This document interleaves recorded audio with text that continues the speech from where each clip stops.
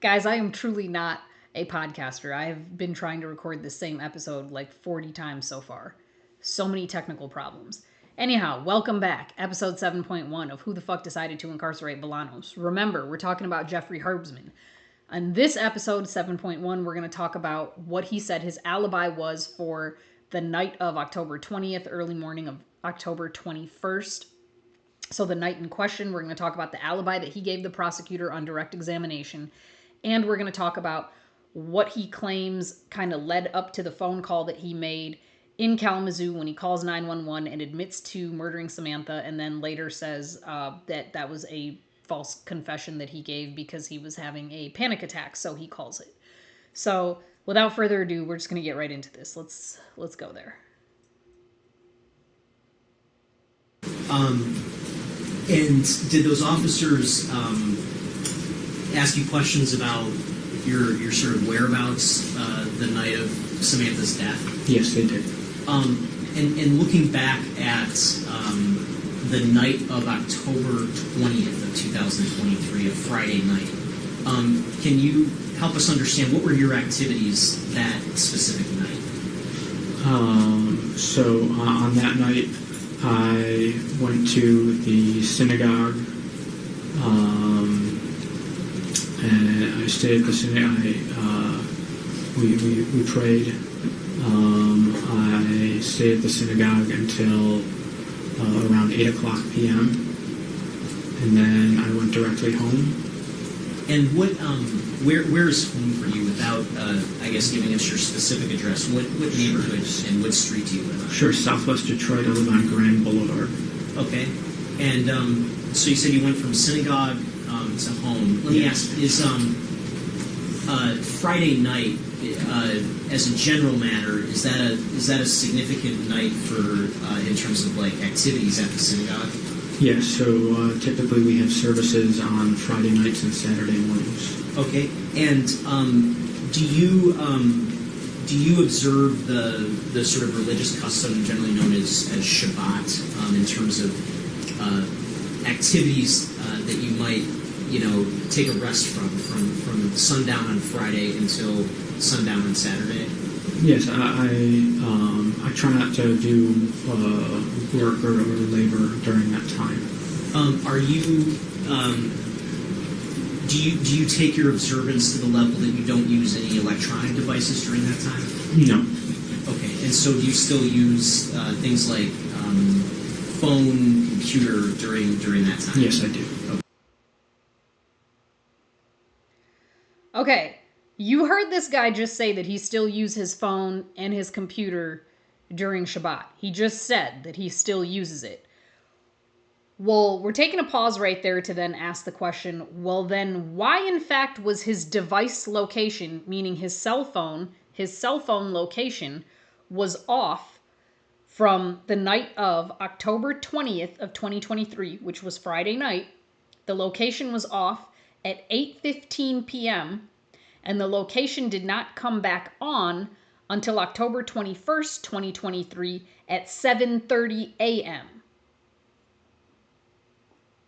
Why was your location off? You said you still used the phone during that time, so you'd have no reason to power the phone off. You'd have no reason to put the phone in airplane mode. You'd have no reason to do any of those things. But miraculously, that location was off from 8:15 p.m. to 7:30 a.m. the following morning. That's super weird. Let's continue.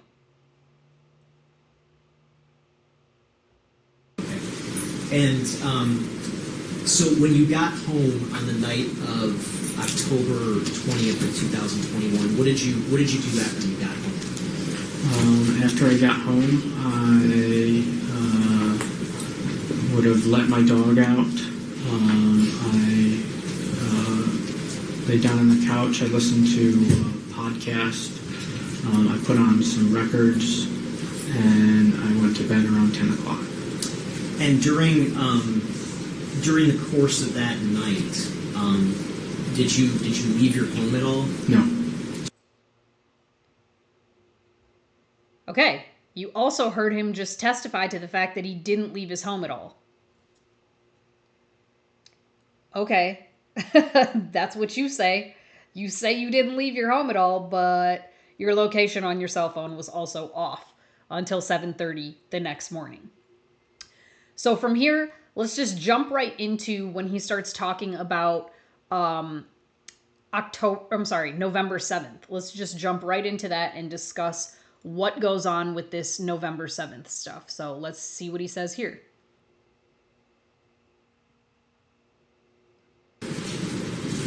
Can you explain to the jury what happened that night? Sure. So I finished work that day. I checked into the hotel. I took so at that point, that was the second day that I was instructed to double the dosage of Auvelity. So I increased from 1 pill to 2 pills. And I went out to dinner, and then I came back to the hotel. I sat in my car. I smoked 4 hits off of a vape pen. And when you say you smoked, what substance were you smoking? Cannabis. So would that be marijuana? Yes. Okay.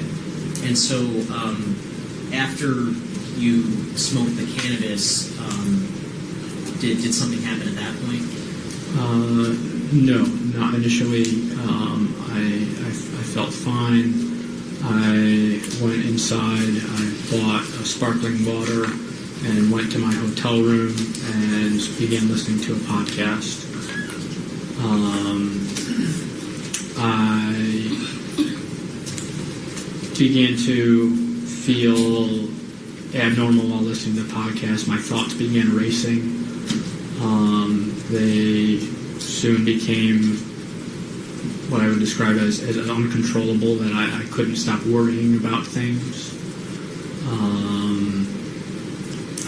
Initially it was work related. I couldn't stop worrying about that I had brought the wrong clothes to work, that I wasn't going to make a good impression. I was worrying about having to meet with the director of the program, and then my thoughts began to focus around Sam's death, and what specifically, what sort of direction did your thoughts go with regard to Sam's death? I began to believe that I was that I was responsible for her death, that I had somehow killed her and didn't remember doing it, and I couldn't shake that feeling, and it was disturbing to the extreme. I began to text. I texted a few friends. I texted an ER doctor friend about seeing a psychiatrist. I texted another friend with whom I had spoken about psychiatry treatment. I texted my psychologist saying that I was freaking out, and I came to the conclusion that that I was having a panic attack and needed to seek medical treatment. And once you reached that conclusion, did you call the police? Did you call 911? So actually, I took all of my stuff and recognized that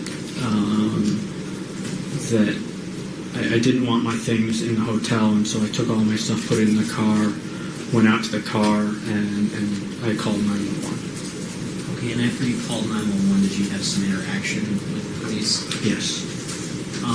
Now, the particular types of thoughts and sensations that you were having during this episode, had anything like that ever happened to you before in terms of that type of episode? No. And do you have has anything like that happened since? No.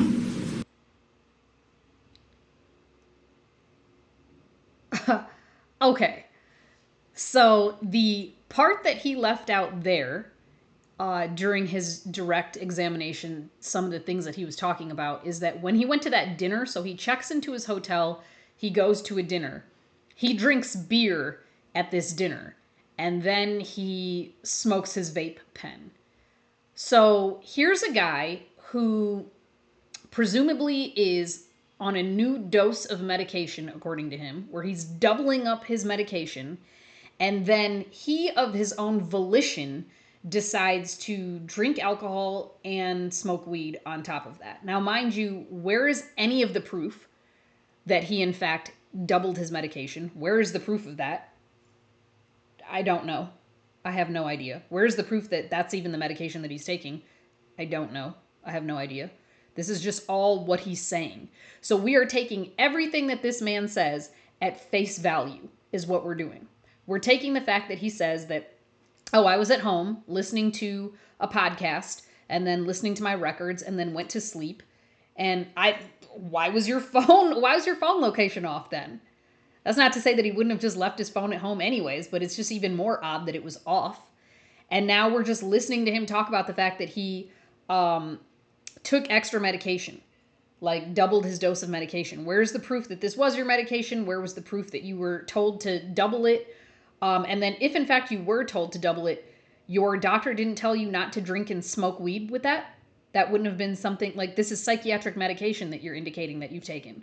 So there would have been nothing indicating that you should not be mixing your psychiatric medication with alcohol and with drugs, with weed. Okay, that doesn't make any sense. But again, we take everything when it comes to this guy at face value. When I say we, I don't necessarily mean we, meaning the defense, but I mean the prosecution takes, and the investigators for this case, they take every single thing with this man at face value. All he has to do is say it, and then it becomes true. That's evidently the level of investigation that they give Jeffrey Herbstman.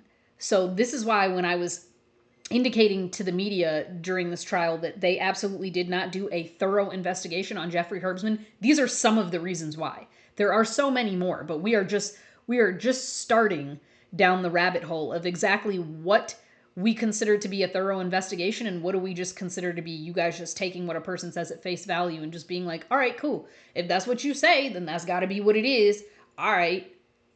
Which is just absolutely outrageous. This does not happen. But all right, let's move on to our next episode where we'll get into some of the actual 911 call, some of the body-worn camera, and some of the other things that are directly related with this confession that he made as well. Stay tuned.